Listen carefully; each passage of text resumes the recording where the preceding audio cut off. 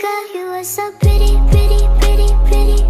Baby girl, you are so pretty, pretty, pretty, pretty. Females need you just to trick me, trick me, trick me, trick me. Hi. Hi, I'm Ryla Marzano, the host of Take Care Your Body by Rye. I hope this is your new favorite space for all things health, wellness, and healing. Each week, I sit down with doctors, dietitians, wellness experts, and just your everyday people, and we talk about taking care of the body, why it's important, and overall stories that will remind you on why you need to take better care of yourself and why you need to focus on taking care of your mental and physical health. Make sure you hit subscribe so you can follow along and join me every week on this journey of health, healing, and overall wellness. Hi, everyone. I'm honored to welcome back Annie. Hi, Annie. How are you today? I'm good. How are you? I'm good. We're doing this again. Like, look at us go. Everyone loved your first episode that we did, so we had to bring you back. Duh. Reoccurring character. I love, I'm so happy. I'm so happy that everyone loved it. That makes me really happy because, that's why I wrote the book in the first place was to make people feel like, oh my God, I love this. I feel seen. So the fact that it could be like reiterated in another space was really cool. So, No, I love your book so much. I still read it even though I finished it. I just think it's like a positive mirror, and that's what I love about books so much is like they can help you see things that maybe you can't see yourself, and then you read it and you're like, "Oh, I need to highlight this to bring it up to my therapist or give it to my friend or whatever." The therapist is so real. Um, but it's really beautiful like if you don't have the words, books can kind of give you them, and that's what I love about mhm. books specifically. So, and you're just super cool. It's cool to like now Thank you. say like I know you and that our families like know each other. Like that's crazy. That was crazy. Yeah. hmm It's like, oh wow, we're technically like in relation to each other and had no idea.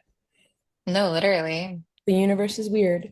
But what have you been up to since our last episode? Do you want to update everyone really quick and then we can, go into our lovely topic of college and mental health? Since the last episode, wow, there's been a lot that's gone on. I finished my second semester at UCF, so that's been fun. What have you? Starting my senior year in the fall, which is really cool. Um, I upped my dosage of my medication since we last talked. Love listening to our body. Um, love listening to our bodies. You turned Just a 22, lot. right? I turned 22. I did. I turned my Taylor Swift year, which is very exciting. I know you were excited Um, for that. oh Literally, yeah. like play. Went to Yeah. went to Disney a bunch, used my annual pass. Um, just reconnecting with friends, family, went home a bunch back in South Florida. Um, and yeah, I've just been taking care of my body, as you would say. Been trying to stay present, and I'm also working on my second book now. Yay, I can't wait to get that one that comes out. Like I'm excited. Yeah. I don't even know the concept and I'm already like Should I happy. should I reveal the You title? Should I should. I reveal the want to title know. here? Please The share. title, exclusive here on Ryland's podcast, is called Drama Queen. That's so you. That's so I you. know. That's so you. I'm so That's the title. I'm so excited. When I thought of that, I was like, this is perfect. And you're then like my anthem for it, I don't know if you ever saw Confessions of a Teenage Drama Queen starring Lindsay Lohan. Like that song is like that's what inspired it. And I was like, wait, excited. that's Oh my God. perfect. This is like I know Olivia Rodrigo's album comes out on Friday, but like this is my Olivia Rodrigo album moment. Like this is it. Like And oh my God, since we last talked, I got floor seats for Olivia Rodrigo. oh my God, are And you excited for that? I'm so excited. That'll be so fun. Oh my God. You got to tell me how that goes. I need to know. I feel like that will heal you. Oh my God, it will. I'm going with my friend and I'm so excited. You should try and give her a copy of your book, like somehow like throw it on the stage. I will. She'd be like, I don't know, she's gonna be like, what was that? But here, girly, it will help you. I'm excited for the album. I think it'll be really, really good. But I agree. to you because Olivia Rodrigo is not gonna notice me. But Annie will. So I'm that's just as big, I don't care. I'm so proud of you. That's amazing. And I feel like it really goes into correlation with like get over it. Like it really just makes sense hmm and it's like a good sister for it. That is kind of that is what sort of I'm trying to do because like Get Over It's purple, so Drama Queen's gonna be pink.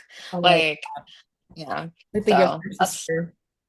yeah, very much. Yeah. I'm so Um, proud of you. That's amazing. That's like, yeah. has that journey of like writing your second book taught you different things that the first one didn't, maybe? Yes, actually, because the first one was very sad.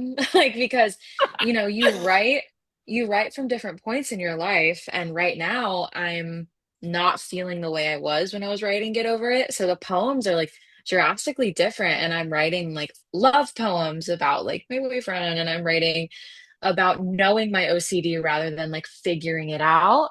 So it's like taught me different perspectives on how I can write. And it's been really cool. I'm still in the planning process of it. Like, I'm trying to take, because with Get Over It, I really wanted it to be out and I wanted to get it out into the universe because I wanted to release everything I was feeling. But this one, I'm going to take my more of my time and I'm going to sort of let me experience life a little bit more and write a little bit more about that rather than like just pushing it out like I did Get Over It, you know? Like, here you So, go. No, that makes so much sense. You want to take time with it and like make sure that like it's true to you and how you're feeling and it's not something that you've just rushed to get out. I love that. Very which cool. one, what, which one of your books took you longer to do?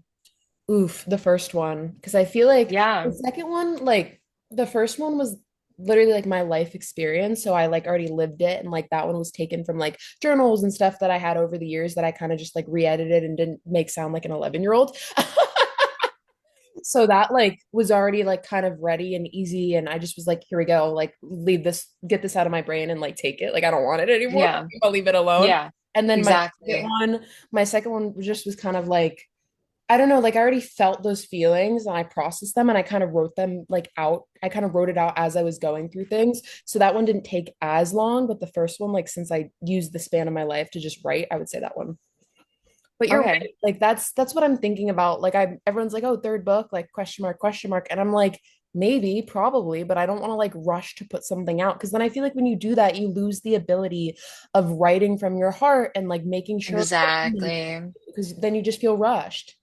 Exactly. Like there are so many like poems that I wrote post to Get Over It, Mhm. that I think I like even lost. Like I don't even think I had like know where they are. They're either in my notes in a It's journal. fine. You know how it is. You find a napkin and you write it down. You Yeah, know what I mean? no, I know because writer's brain is so real. It's like, boom, oh my God, it's here it is. Like I need whatever's near me to like Like in the middle, the amount of times that I've been like in the shower and I've been like, wait, this is great. And I have to like remember it somehow.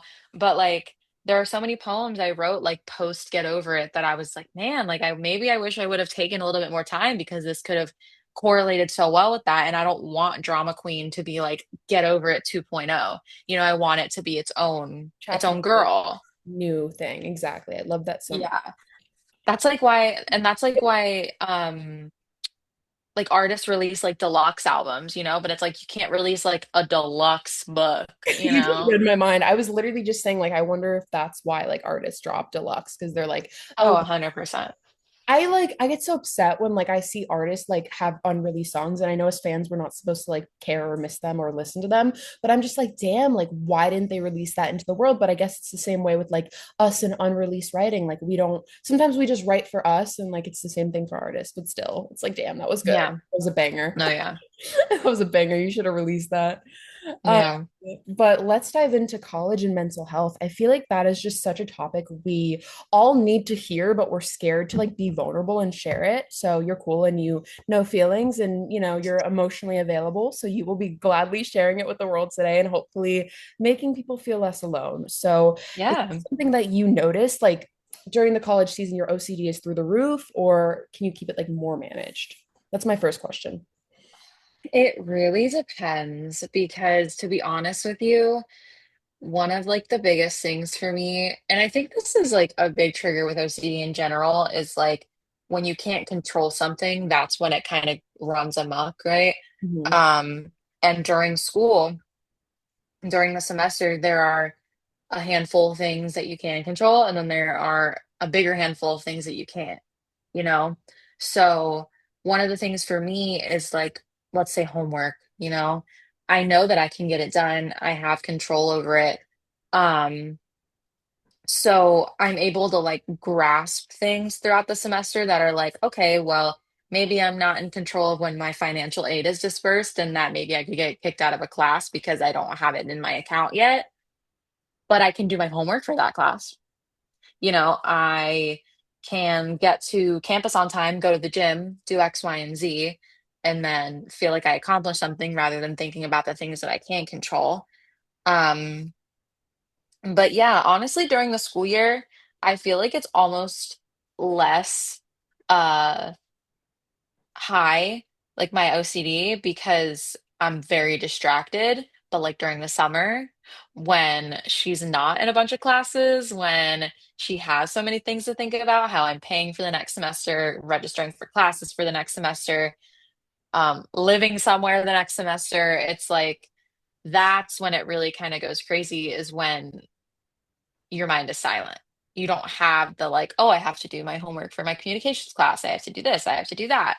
You know, I feel like those silent moments for any sort of mental illness are the ones that really get you. And knowing that, like being self-aware that it's going to probably be really through the roof, is there any like any, I guess, I don't want to say coping skills, but like any activities or things you're going to gravitate towards to prevent it from driving the car of your summer per se? Do you think your book will help with that? Yeah, so it's so funny because my best friend and we created these things called summer bingo cards. That's so cute. So, yeah, so they're like activities for us to complete during the summer. Like I just threw a dinner party and that was on my summer bingo card. So cutie. Um, so like distracting myself with like fun activities, working is incredibly helpful, but that's another thing we can get into is like how that actually is pretty detrimental sometimes.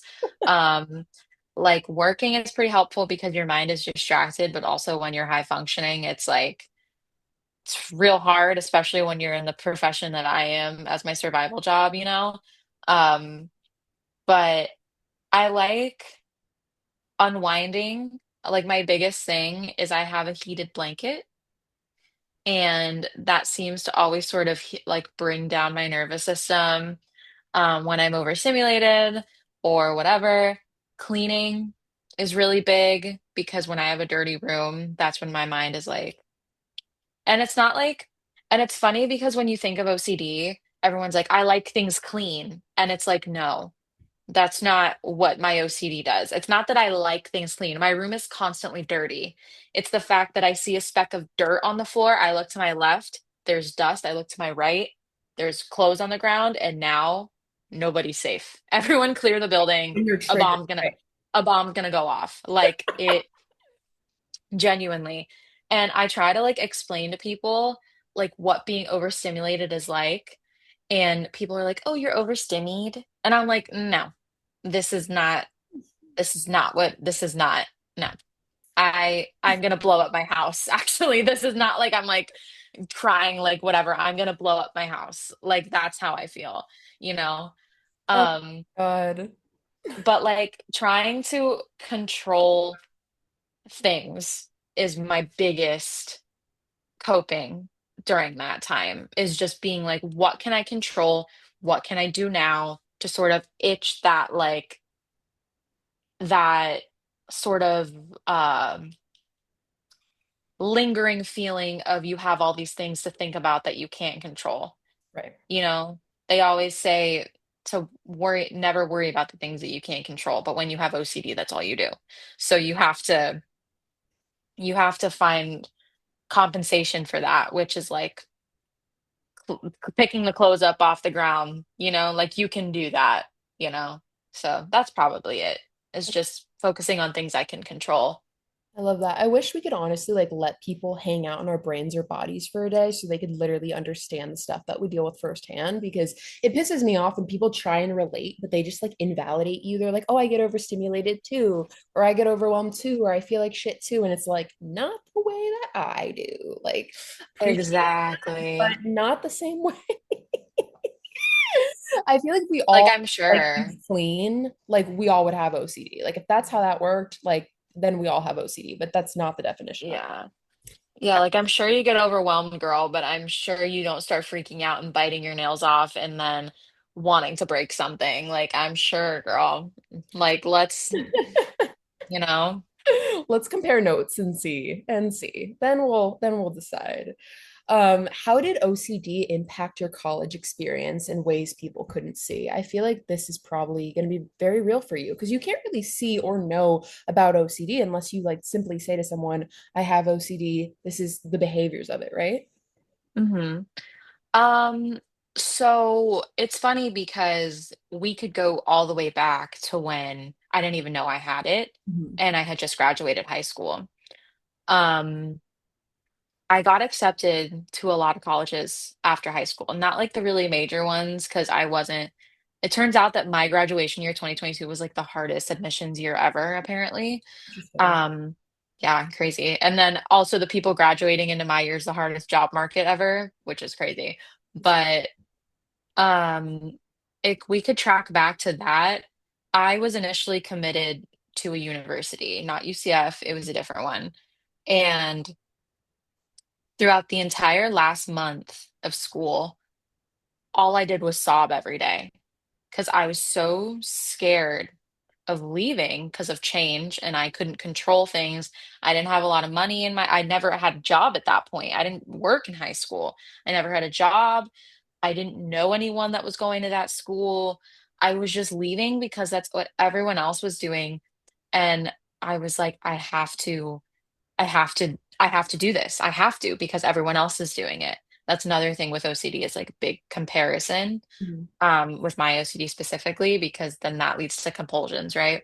So, and then my high school boyfriend at the time, he was moving out of state. So I was freaking out about that. And I was like, everyone's leaving, everyone's leaving. What am I supposed to do? I have to do this because everyone's doing this. Mhm. And then there just clicked when my mom told me, she was like, Annie, you should be scared to go away to college, but you should not be like this. And at that point, I thought I had generalized anxiety disorder. So I was like, it's just my anxiety. And my mom was like, you should not be like this. And I was like, okay, reality check, right? So I ended up not committing to that school. And then I ended up just staying home, taking the gap year, and then going to community college. And I started working at the job that I am now.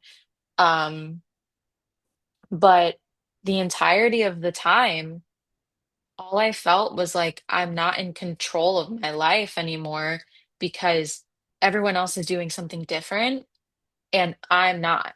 I'm still at home. I'm still here. I would have to call out of work sometimes because I would be so overstimulated and overwhelmed and have panic attacks because my friends were out doing something here at UCF and my boyfriend at the time was living his life out of state doing his whatever, and it just led me to like emotionally hurt myself, you know? Because with OCD, the compulsions are usually somehow hurting yourself, whether that's emotionally, physically, whatever it is.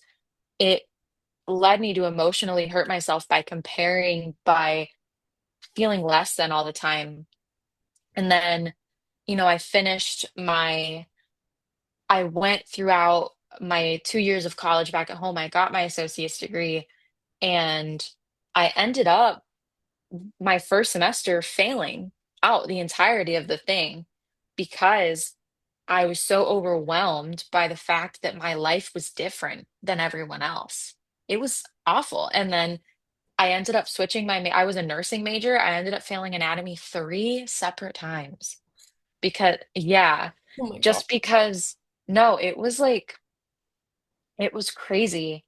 And then, different circumstances happened that I won't get into, but like a lot of different circumstances happened. And, I got my associate's degree and I was like, all right, I'm transferring. I have money saved up. I can do this. I got this. So I ended up applying to UCF last summer. I got in. And at that point in my life, I finally felt in control, you know? So I almost felt like less nervous moving to a city 3 hours away, paying my rent for the first time, having bills, and being in a whole new place that I wasn't unfamiliar with, but just different. Right. I felt less compulsive actions and overstimulations moving and leaving my life behind than it was sticking behind to a life that I had always known because it was different than everyone else. Because I couldn't control what everyone else was doing. I wanted them to be here with me. I didn't want to be the only one that was still at home. I didn't want to do this. I didn't want to still be living with my parents. I wanted I wanted everyone to just stay. I wanted everything to be the same. Mhm.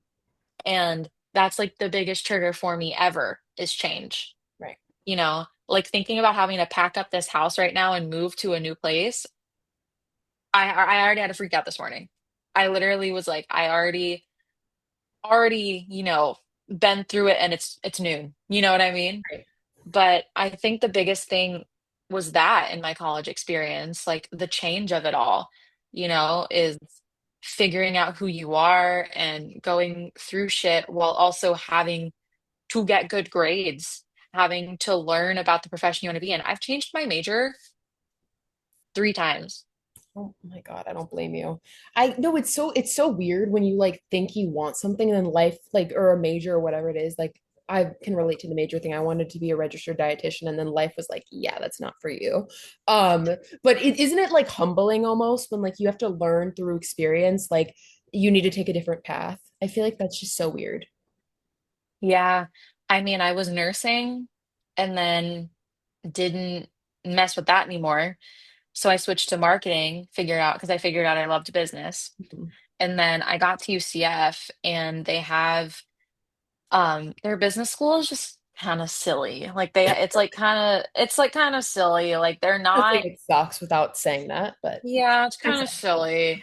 And they have you be like a pre-marketing. You have to like, it's like a restricted access school, real stupid. But so my advisor was like, yeah, you're not going to graduate till 2028 if you stay marketing. And I said, oh, I said, no, I don't like marketing that much. So then I switched to economics. I failed a math class yeah. that you need for economics. And my advisor was like, you shouldn't be doing econ if you can't do this. So then I was like, okay.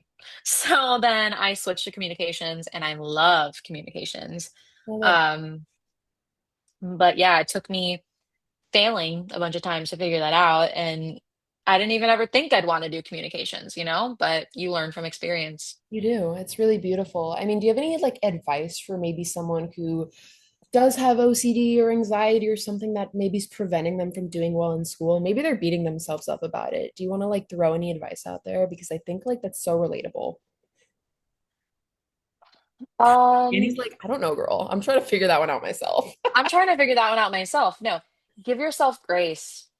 Like, it's really hard being high functioning in this sort of world when you're constantly faced putting on a mask, putting on a show. So I have had so many times, even at work, which we could get into, like I said, um, where you just have to put on a smile, you have to do your work, and it physically feels like you can't, you know? Like there have been so many times, like I took a math class last semester or fall semester, and there were times where I'd sit in the back of the room and just like I would have my glasses on and there would be tears streaming down my face because I was so overstimulated. I was so messed up from whatever triggered me that morning, whatever triggered me the day before. But I'd still have to show up, you know? So I think it's important to give yourself grace after trying to show up. So going home, forgiving yourself, taking care of yourself, and feeling what you need to feel while still showing up. Because I think it almost, for me at least, hurts worse when I let it affect my work ethic more, you know? I agree. Because that's something, like I said, that I can control is how I show up, you know? And I think I always feel worse after not doing my best because I was overstimulated, because I was having a compulsive moment. rather than pushing through, letting a few tears fall down and revisiting it in a couple of hours.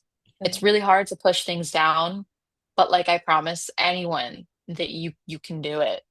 Like if you care enough about who you are, if you care enough about how you show up, um, you can fight whatever it is your brain is telling you. You can snap back into reality if you give yourself a couple seconds and tell yourself that you'll revisit it. That's like what I used to do when I was going through like the major breakup I went through was like, okay, we can feel this later. Like, we Right. can feel it later.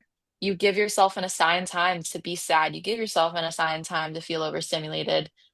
Um, you put the mask on for a few minutes and then you're less discouraged in yourself. And I feel like anyone with OCD knows, because OCD, I feel like, is very aligned with almost perfectionism, but more so, not even perfectionism, just like I said, kind of showing up, like getting things done. And Mhm. I feel like it almost hurts more when you don't get things done. Like if I'm like overwhelmed and this literally happened to me last night. Like I got home from work and I still had stuff to clean up from the dinner party, but I was so tired. I was hungover. I I was hungover. I was tired.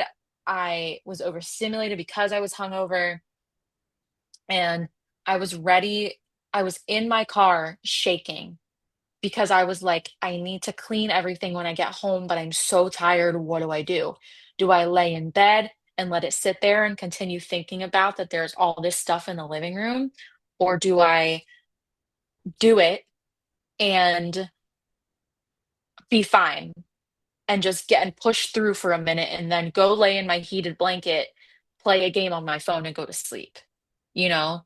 And I'm always gonna pick and I'm always gonna advise people to just do it, you know? Right. Go into the compulsion if it's something that you can control and it's not gonna hurt you. And that's especially true for college. If you're overstimulated and you can't do homework, just do it. Even if it's shitty, even if it's you have to use AI, doesn't matter. If that thing is submitted, you know you're going to feel 100 times better than knowing that that zero is sitting in the grade book, knowing whether that you didn't give it anything at all, Right. you know, at least trying and knowing that you did it. And even if you're shaking the whole time, I think if you let the compulsion happen and it doesn't hurt you in any sort of way, I say go for it and do what you need to do. That's my biggest thing. I love that. And I think like I want to say I'm proud of you for showing up despite like having these feelings and thoughts. I think people don't realize how strong and resilient you have to be still be able to leave your house or go to work or go to school while fighting your brain or your body, whatever someone's enduring. And I think it's terrifying and it sucks to have to struggle and push through. But again, it really gives you a lot of resilience and experience. So I'm proud of you for doing that and for pushing through because it takes a lot of strength. I will tell you that. And I want to ask you, how does OCD show up in the workplace, and how can maybe someone who doesn't have OCD be understanding and supportive and, maybe give that person some grace? That is crazy because I genuinely I work I work at Publix. I'll just say that. I work at Publix, right? Sort of, And right? Like, I'm of course, I work at Publix and I'm the customer service staff, which means like I don't want to say I'm the front line, but I'm the customer service staff. I tend to customers all day long. mhm. And Publix has a reputation of being like, where shopping is a pleasure.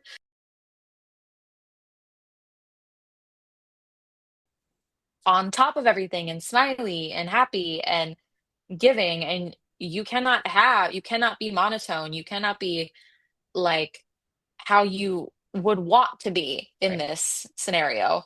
Um, Publix pays my tuition. It's been my dad's been with the company for 30 years, It has a lot of benefits, but sometimes I feel like I'm not fit for it because I am just so monotone sometimes, right? When I first started working there, I cannot tell you, I could probably win an award for the amount of complaints that I got. So, And the thing is, I wasn't medicated. I didn't know what was happening in my head. Mhm. So I literally I got so many complaints that I was mean, that I was rude, but genuinely, it was just that it was so busy all the time that I had to go nonverbal. Right, Sometimes I just want to go nonverbal because if I am verbal, I'm going to be mean. I'm going to be sad. I'm going to start crying right, because my sensory overload is crazy. right. Because the thing with OCD is your mind is just fireworks. Yeah, You're thinking of a million things at once. And when you're trying to think of everything at once and you're scanning groceries on a cash register, you're trying to talk to people, looking at things, thinking about five other different things. It's loud. There's bad music blaring. Someone's trying to talk to you. You just want to go, you want to just go nonverbal. You don't want to do anything. You want to shut down. And that's just something you can't do. And I had to work on that because now I'm in the customer service staff and I wanted to get promoted because I hated cashiering. So and they said I'd be good up there. So I had to change my attitude and whatnot to get promoted, right? But with that being said, not that that's irrelevant, but with that being said, what I find is that it's hard for people to understand that you need a moment. Like you said, if I could give advice. Um, it's hard for people, customers at least, it's hard for the people that you serve, it's hard for the people, whatever, to notice that it's easy for them to notice that you're not okay, but it's also very easy for them to assume that you're just miserable. The amount of time, oh yeah, the Mhm. amount of times that people have told me that I look like I'm having a bad day, that I Excuse me. that have complained that I have an attitude, that I need to smile more, that I need to do this, that I need to do that.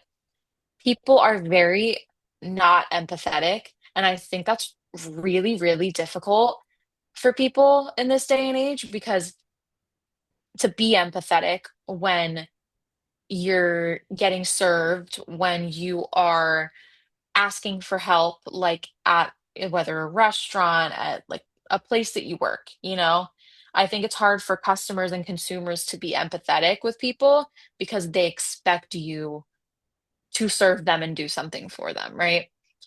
Um, and I think that having OCD in the workforce is really hard because people don't see it. It's a very hidden thing. So on the outside, I just look mean. I just look like I have an RBF. I look like I'm sad. I look like I'm miserable. But what they don't know is on the inside, I am exploding. I am on the verge of wanting to scream. I'm on the verge of wanting to break everything because something needs to be fixed with my schedule because my boyfriend isn't texting me back, because my room's a mess at home. I'm thinking about all of this a million minutes an hour, a million miles an hour, and nobody can tell. So it's almost like I can't even give advice to how to recognize that in the workforce because you just don't know. It's almost just like asking, like, hey, what's going on? You okay? Instead of being like, why are you so upset?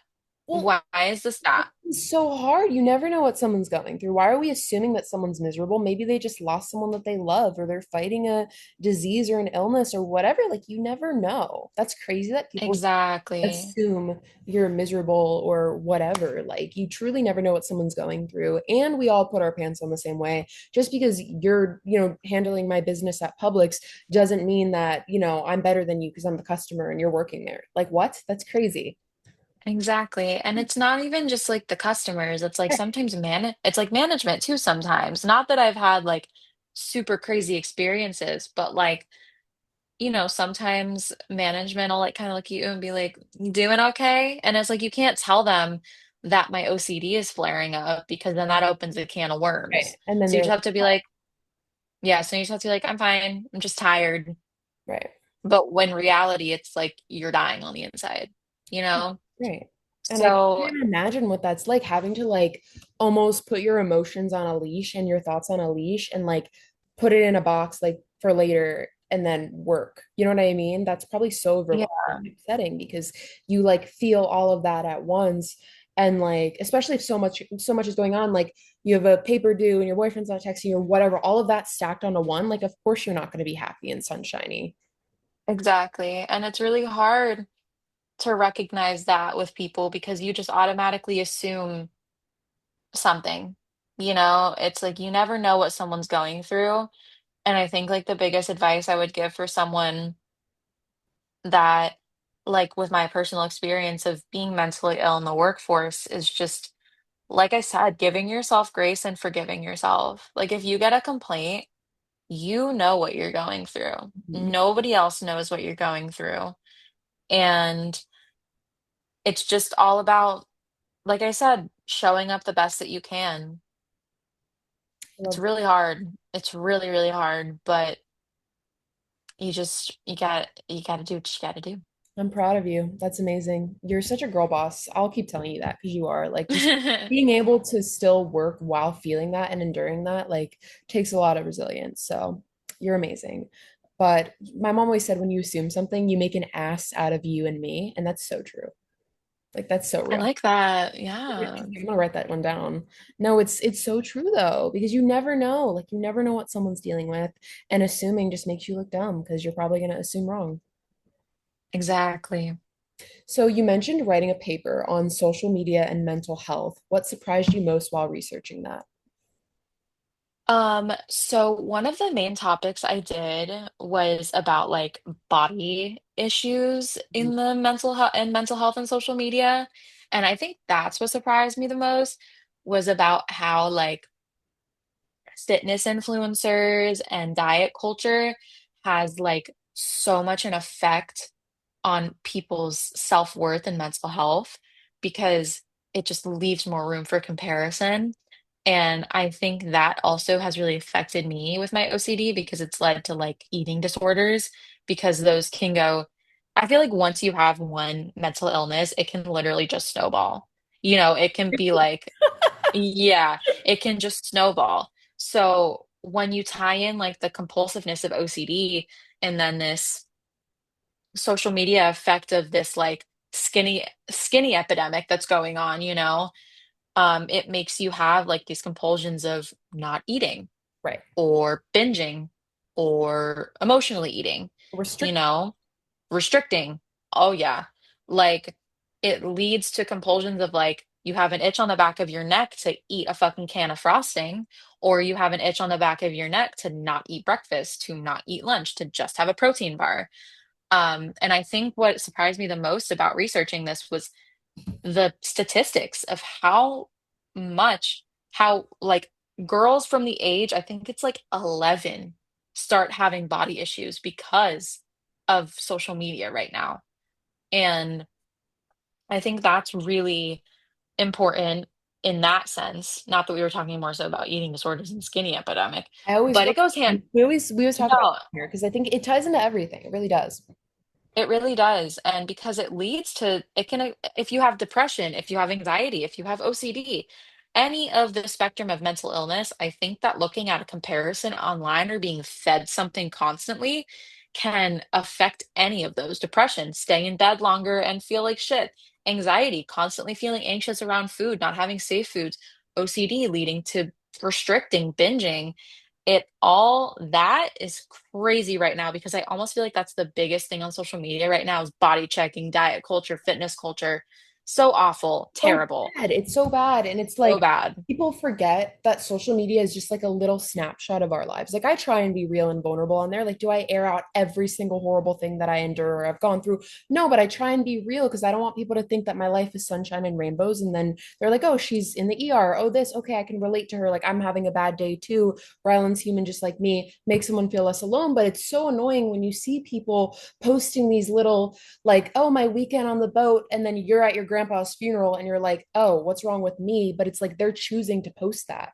That's what they're choosing to share. It's not all of their life. And we forget that because it's a mind fuck. You literally think like, oh wow, this girl's life is perfect because she posted the most amazing 12 photos on her Instagram dump.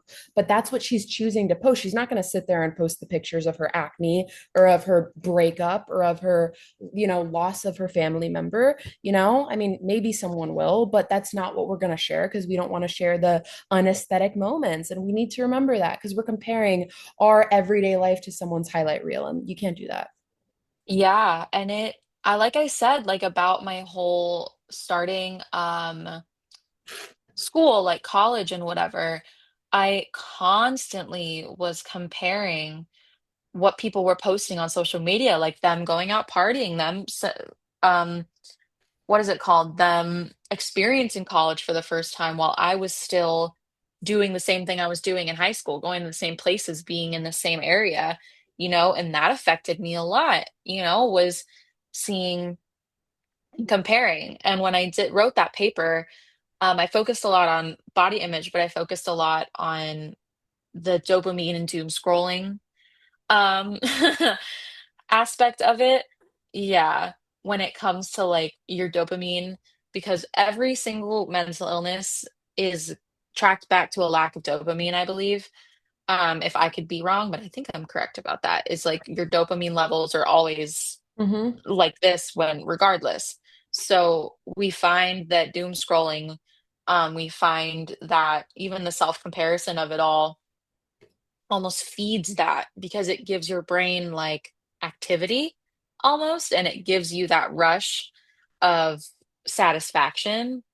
And that can just lead to such terrible habits. And what I've learned and what I think is really beneficial for people, I think would be is that doom scrolling actually makes me feel like dog shit. No, it's true. Like genuinely, I used to get such like a dopamine rush from bed rotting. I would just sit in bed all day and watch TikToks, watch Instagram, doing whatever. And then once my OCD got worse, I felt like I was doing nothing with my life when I was doom scrolling. And then I had to get up and stop, you know? And I wrote about that in the paper was that it can have the opposite effect on you. You have that dopamine rush, but guess what? You also get dopamine rushes from alcohol. You also get dopamine rushes from drugs. You also get dopamine rushes from binge eating. And all of those things are not great. So, social media is the same thing. You get that quick dopamine rush, but at the end of the day, it is more so detrimental than anything to your physical and mental well-being. It's so And that is what a sort of the main point of my paper was. it's such a fake dopamine rush, and it's crazy because like it's like, oh, I got a notification, boom, instant rush of dopamine. But it's like, what is that like? What productivity is that leading to? Nothing. Nothing. It's an instant high, and it's like, oh, it's It's over. the same thing as if you're smoking weed. Literally. It's literally you get that instant dopamine rush, and then all of a sudden you're just dead You're for empty. like a few hours. And that's it. Or like if It's the someone won't same thing. back, like you get high when they text you, and then when they don't text you, oh, I feel like No, literally. that's why we got to choose happy, healthy dopamine habits like exercise and chatting with friends and having dinner parties, as aesthetic as yours was. Yours was so cute. Or getting coffee with someone, or running, or walking, or listening to music. Like that's so like healing and rewarding and productive, and it builds your Yeah. character instead of like walking you down a bad path of an empty cycle of being more drained. Yeah. You're so smart. I want to read your paper now. You should include in your book. Imagine. I think that'd be so cool. Like to include like Yeah. logical evidence or something. I don't know. That'd be interesting. I could never Wait, like wait, I need to write that down. you should. You should. I I feel like feel like that would be cool. I don't know. Like include research. Hmm. Do it. And then you can say like you were the researcher. I mean, that's kind of badass. Do you have any tips for anyone like setting boundaries with social media, or would you just say like be mindful of it? I feel like that's a big one. Being mindful because I used to have the app limits. Guess what? Ignore. I would reach my limit and I would go remind me in 15 minutes. Like I would just there's almost like you just have to set a mental boundary and be mindful. Like you look at the time and be like, oh, I've been on TikTok for an hour. Hey, let's maybe go and clean the bathroom. Right. Hey, maybe let's go make ourselves lunch. Like, you know what I mean? Let's go for a walk, you know? It's really just realizing because I'll have times where I'll get into a really deep like scroll. Mhm. Like, and it will be body image, it will be stalking people that I haven't talked to in a long time, you know? It'll be that's the worst. When you get into the Unblocking hole, someone to like see what they're up to. Oh my been there. Um, Me yesterday, not the point. I think we've all been there, I right? know, right? But Crazy. um, it really is just about being mindful about what you're watching. I'm a big advocate in the not interested button. Right. So when I'm on TikTok and I see someone body checking, not interested. When I'm on Reels, show me less like this. Because genuinely, I get triggered. Right. Like it's really hard because if I see someone as someone who struggled with like eating disorders and continues to body image, you know, never growing up skinny, it's hard right now. Like I don't not to bring up like total pop culture topics, but like love Ariana Grande, but her videos from the tour Oh are my God. No, concerning. I grew up loving her, but now I can't resonate with her because I'm like, I know there's something deeper going on. And as a fan and individual who has struggled with an eating disorder herself, like I know that's not healthy and she's neglecting it. And it's very triggering. I'm It's following like her. It's upsetting. I was watching the videos and I was like, I can see every bone in her. I can see every tendon in her arm. Like, how is she Like, able to perform? I'm worried.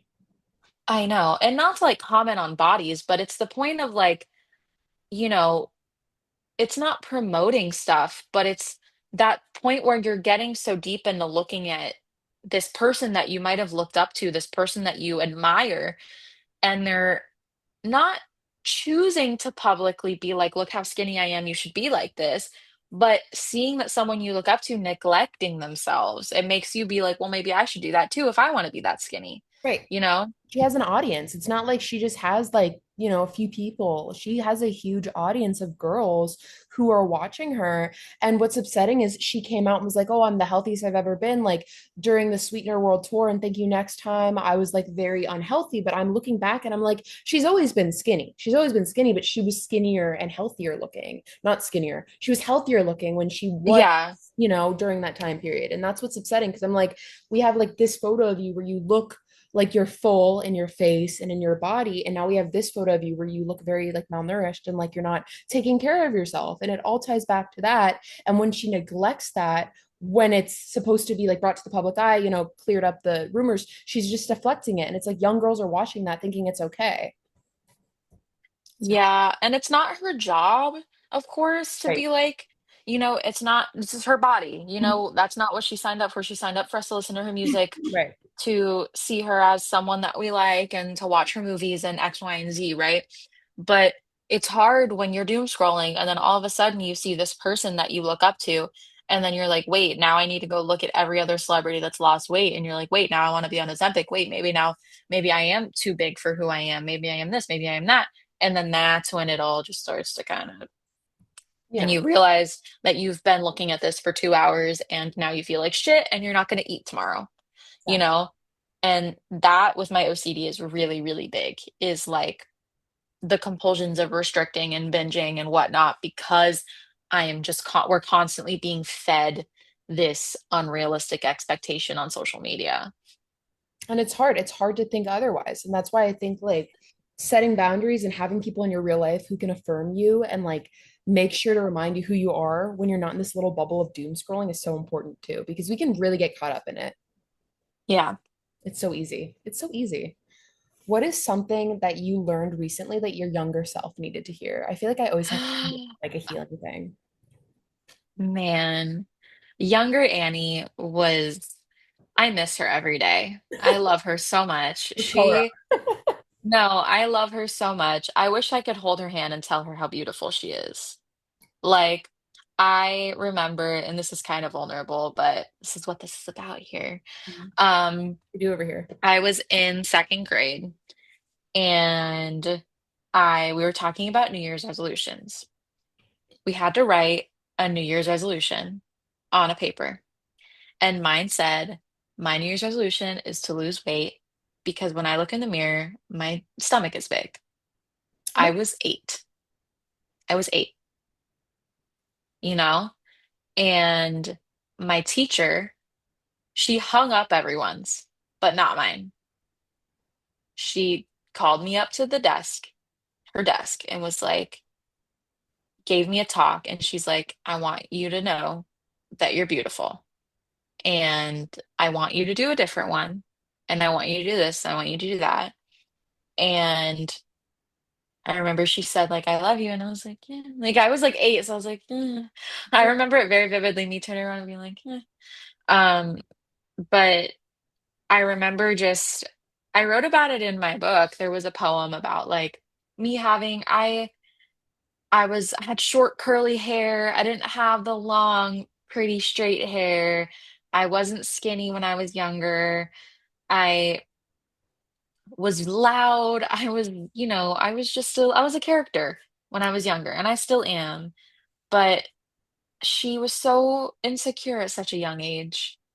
And, now that I'm older, I see that I still carry a lot of the things that I did when I was a kid with me now. And even that anxiety I felt as a kid that I never even knew existed. I just, I would, I want to tell her that she's normal and she's beautiful. And that feelings that she feels when she walks into a room and there's a substitute teacher instead of her normal teacher, and she's anxious, that'll never go away. But that it's normal and that she's beautiful. And have learned that I learned that a lot during writing Get Over It, that I'm normal and that this is just who I am. And I would love to tell her that nothing's wrong with you, physically, mentally, you're perfect. You're exactly who you need to be, and you're going to end up exactly where you need to be when you grow up. that's so healing. That's so beautiful. I feel like when you're younger, it's like so easy to like look around and see people of like different bodies and to be like, what's wrong with me? Why don't I look like that? But realizing like we're all meant to be different. We're all meant to have our own traits and attributes and appearance because that's what makes us us. And that's so beautiful. But I love that. That's really healing. I'm gonna cry. I was about to cry actually when I was like saying that. I was like, wait, like Oh, she was so beautiful. no, that's so wholesome. And I just think like for all the younger girls listening to this, hopefully they'll see themselves in that too. So to wrap this, Yeah. what's bringing you joy lately? Any positive things that you want to throw in there? Make it less sad. What's bringing what's bringing me joy lately? I don't know. I mean, just hanging out with people that I love, connecting with people and hanging out with my boyfriend, hanging out with my roommates, cooking, baking, listening to music, um, working on myself, my mental, and preparing for the summer semester, the fall semester, and just trying to have a positive outlook on a lot of things. Um, and like I said, giving myself grace in between it all has been bringing me a lot of joy, starting to understand myself a little bit more every single day. I love that. And I'm really proud of you. And I can't wait to see what's next for you. It's so cool that we get to stay in touch. Where can we find Get Over It? And when is your second book coming out? Or you don't know yet. So Get Over It is on Amazon. My Instagram is Annie Modafferi _, and there's a link in the bio that you can go buy it. And you can also just look up Get Over It, a collection of poetry on Amazon, and it'll come up. My next book is hopefully coming out next year. I will be posting some bits and pieces probably coming up. I'm excited. I'm hoping to finish a chunk of it this summer and do a little fun announcement on my Instagram about it because I have designed the cover. She's done. Um, and yeah, so thank you so much for having me. I love talking to you. So I love talking to you. It's so healing. I just feel like we're two girlies who've been through some shit and understand the real aspect of it instead of this fabricated stuff that we see on social media to bring it all back. And you're just a beautiful person inside and out. And I'm really, really proud of you. Thank you. Of course. Thank you for joining me. This was so fun.